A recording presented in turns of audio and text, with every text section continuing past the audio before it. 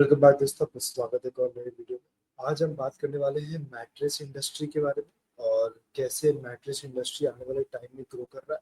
और अगर आप इंटरेस्टेड हैं इस सेगमेंट के अंदर में और क्या क्या चीज़ों का आपको ध्यान रखना चाहिए, सो बिना किसी देरी करते हुए पूछ जाते हैं सेगमेंट के ऊपर। सो बेसिकली जैसे आप यहाँ पे देख सकते हैं डेटा के ऊपर, ये मैट्रेस प्रोजेक्शंस है। ये वर्ल्ड वाइड मैट्रेस प्रोजेक्शन है, ऐसा नहीं है कुछ इंडिया स्पेसिफिक है, क्योंकि मैट्रेस एक ऐसा चीज है जो रोज नहीं खरीदते हैं। This is a new home buying situation वाला से अगर आप ध्यान रखें तो आपको जो मैट्रेस है उसका life expectancy close to 10 to 15 years plus, लगे ना वो रेंज प्लस में। तो आने वाले टाइम में जैसे देखा जा रहा है नए घरों में हम शिफ्ट कर रहे हैं तो मैट्रेसेस लग रहे हैं। तो ये प्रोजेक्शंस हैं आने वाले कुछ सालों में कि 40 मतलब 50-60 बिलियन प्लस चला जाएगा ये। और 2030 तक तो ये लोग बोल रहे हैं कि 78.34 बिलियन टच कर जाना चाहिए मार्केट। थोड़ा सा बड़ा है सेगमेंट, बट अगर आप यहाँ पे देखें, मैं यहाँ पे यूएस का डेटा दिखा रहा हूँ कि यूएस का डेटा अवेलेबल है, इंडिया के ऊपर बहुत ज्यादा डेटा अवेलेबल नहीं है। पर एक लिस्टेड कंपनी है, वो थोड़ा डेटा देती है, तो उसका डेटा भी हम वेरीफाई जो डेटा है उनका, तो उसको देख सकते हैं। पर यहाँ पे जैसे देखिए कि यूएस का ट्रेंड्स और इंडिया का ट्रेंड्स काफी सिमिलर है। यूएस 2009 के बाद में उनका consumer spending furniture and bedding के ऊपर has grown 44%। India is lagging 15-20 years behind, so there should be लगा अब किक इन करना चाहिए, हमारा स्पेंडिंग पावर भी धीरे धीरे बढ़ना चाहिए। ऐसे हम लोग इसका चैनल पे पहले भी बोल चुके हैं, इंडिया मल्टीपल लेवल्स पे है। देयर इज एन इंडिया जो स्विट्जरलैंड जितना पर कैपिटा पे है, देयर इज एन इंडिया जो एक अमेरिका जितना पर कैपिटा पे है, देयर इज एन इंडिया जो अफ्रीका के लेवल्स पे है, there is also an India जो बेसिकली एक थाईलैंड के लेवल पे।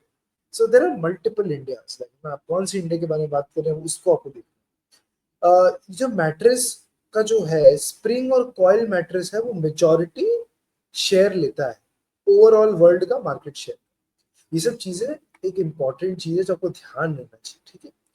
अब यहाँ पे देखिए कि प्लेयर्स कौन कौन है। शीला फोम है, ड्यूरोफ्लेक्स है, स्प्रिंग फिट है, और आपका लाइक होता है ना पेप्स है, कॉरिफोम है, और वेकफिट है। Wakefit is new age brand comparatively. और बाकी प्लेयर्स भी जो है वो एस्टेब्लिश्ड प्लेयर्स है, मार्केट टाइटन्स है, जैसे Duroflex, Sheela Foam, Spring fit.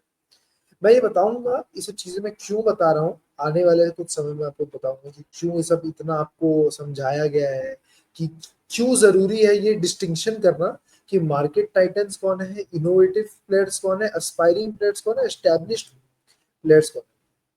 ये सब जो सेगमेंटाइजेशन है वो अब आप यहाँ पे क्लियरली देख पाए। अब हम आपको जो दिखा रहे हैं वो है शीला फोम का, लाइक ये इनका खुद का रिपोर्ट है, वो लोग हर साल देते हैं जो अपने क्या इन्वेस्टर्स को। सो अगर आप देखेंगे इनका पीयू फोम जो स्प्रिंग में नहीं करते, ये पीयू फोम कर रहे हैं। तो जो 66% मैंने आपको दिखाया था वर्ल्ड में स्प्रिंग वाला है, हम पीयू फोम में कर रहे हैं। हम ऑलरेडी आगे हैं इस टेक्नोलॉजी में, and like spring is actually outdated technology, पर अब वो सब जगह यूज हो रहा है तो वो लोग कर रहे हैं, बट हम लोग पीयू फोम में आ गए। इंडिया के अंदर भी this is a very unorganised sector mattress वाला, जो धीरे धीरे ऑर्गेनाइज हो रहा है जैसे जैसे आपका लाइक कैपेसिटी बढ़ता जाए। अगर आप देख सकते हैं 12 मैन्युफैक्चरिंग यूनिट है इंडिया में, स्पेन में एक, ऑस्ट्रेलिया में 5। इससे हम लोगों को ये समझ में आ गया है, अगर आप देखिए ऑस्ट्रेलिया में 5 के बाद भी कैपेसिटी 16,000 का है, और अगर स्पेन में एक का ही 22,000 है। तो जितना यूनिट है उससे फर्क नहीं पड़ता है, आउटपुट कितना दे रहा है उससे फर्क पड़ता है। इससे भी पता चलता है ये जो कंपनी है इज अ ग्लोबल प्लेयर। अब मैंने आपको बताया था कि होता ना कि ड्यूरोफ्लेक्स और सब जो है मेजर कंपेटिटर्स है। करलॉन भी एक मेजर कंपेटिटर था जो अब इन लोगों ने अक्वायर कर लिया है, ठीक है। यहाँ पे जॉइस और इंट्राप्लास और स्प्रिंग है, ये सब इनके इंटरनेशनल सब्सिडरीज और कंज्यूमर ब्रांड्स है। Furlenco is a new age startup जिनको इन लोगों ने अक्वायर कर लिया था, और अब ये लोग उसे रन कर रहे हैं, धीरे धीरे प्रॉफिटेबल बना। अगर आप यहाँ पे देखेंगे लाइक होता है ना प्रॉफिटेबिलिटी और सब मार्जिन, तो आप देख ही सकते हैं कि मार्जिन तो ठीक ठीक ही है कंपनी का। मोनोपोली टाइप है, आप समझ सकते हैं, लाइक कंपनी काइंड ऑफ इस सेगमेंट है, छोटा सेगमेंट है, अनऑर्गेनाइज्ड है। सो मतलब धीरे धीरे ऑर्गेनाइज्ड हो रहा है ये अभी भी इतना बड़ा तरीके से नहीं उठ के आ पाए, पर ये धीरे धीरे स्लो ग्रोथ में है और ग्रोथ दिख रहा है। एक इंपॉर्टेंट चीज मैं यहाँ पे आपको दिखाना चाहूंगा, अच्छा सॉरी सॉरी सर, एक और इम्पोर्टेंट चीज है, ये कंपनी में आपको आईटी का एक्सपोजर भी मिलता है, स्टैटको बोल के का एक आईटी फर्म है।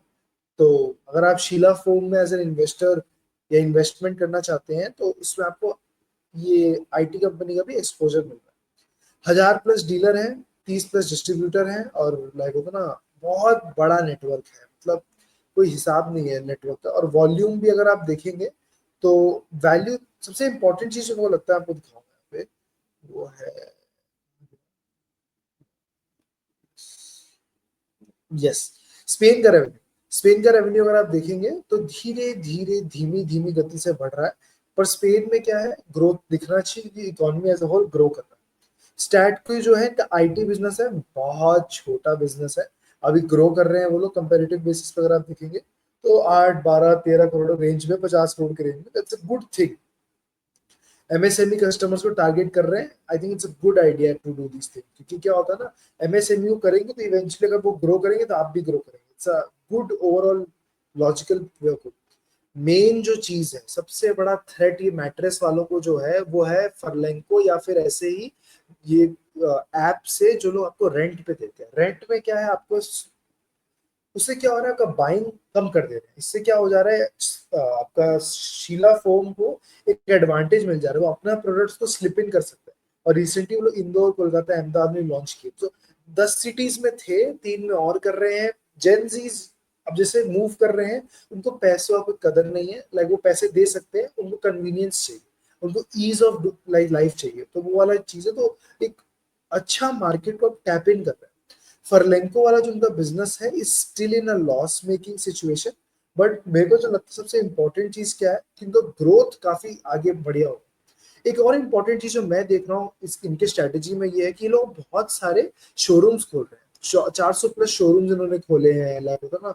और इससे क्या हो रहा है, आदमी या सॉरी लोगों को उनका मैट्रेस को चेकआउट करने का मौका मिल रहा है। आप कहाँ चेकआउट करेंगे एक स्लीपवेल या एक कर्लॉन के मैट्रेस को, या तो किसी घर में देख रहे हैं।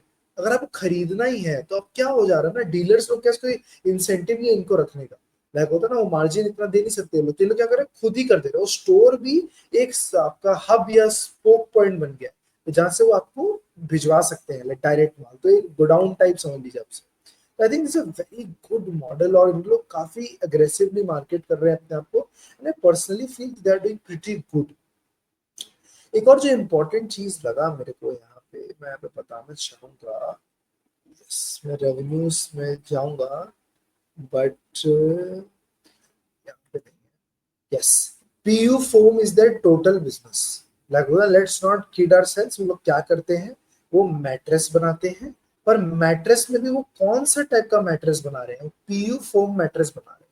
पीयू फोम मैट्रेस जो होता है वो आपका क्या होता है, स्लीपिंग पोस्चर को बेटर करता है। ये मैंने पढ़ा है, मेरे को ज्ञान नहीं है, मैंने लोगों से बात की है जो लोग इस इंडस्ट्री में, लोगों ने बताया।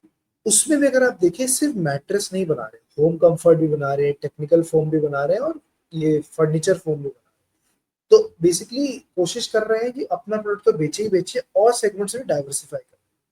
लेट्स बी क्लियर, क्या बड़ा मार्केट है उनका, India exposure is highly dominating, like होगा ना, स्पेन और Australia is close to 10% each, और इंडिया इज क्लोज टू 80%।